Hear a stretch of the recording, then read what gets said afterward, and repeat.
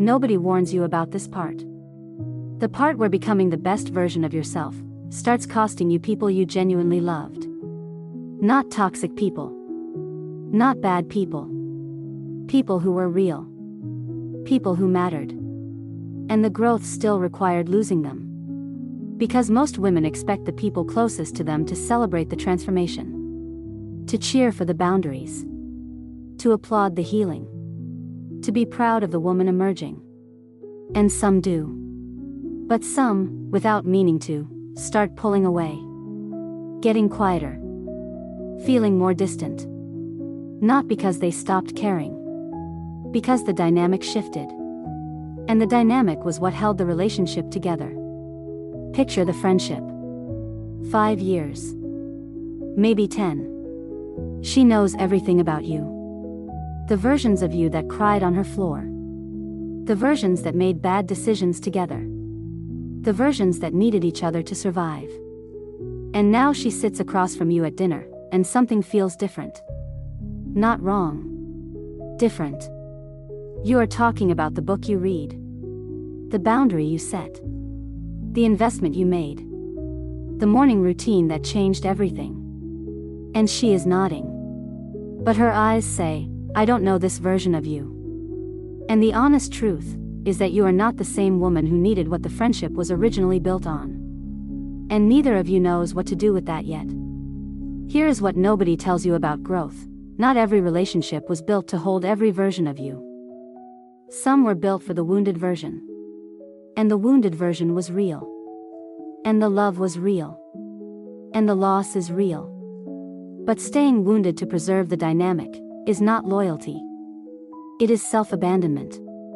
With a more sympathetic name. You are allowed to grieve what the growth costs. You are not allowed to use the grief as a reason to stop growing. New versions of you require new rooms. And some people were never meant to walk into the room you are building toward. That is not rejection. That is direction. Here is the deeper truth. The relationships that survive your becoming are not the ones that were most comfortable. They are the ones that were most honest. The friend who could love the broken version and still recognize the healed one. The person who did not need you to stay small to feel safe beside you. Those relationships do not just survive the growth. They deepen because of it. And they become the evidence that real love does not require you to stay the same. It just requires you to stay honest. The woman you are becoming is not losing people.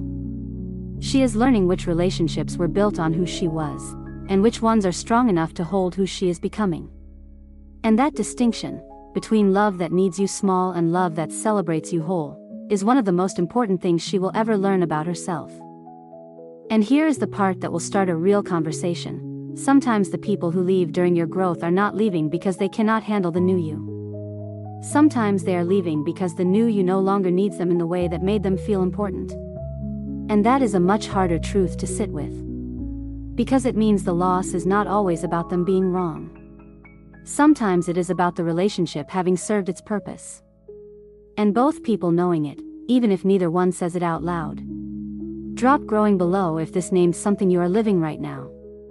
And tell me honestly, have you ever held yourself back from becoming someone new, because you were afraid of who it would cost you? One honest answer. I am reading every single one personally. Next week, I am going into the specific signs that tell you a relationship was built for your healing, versus one built for your becoming.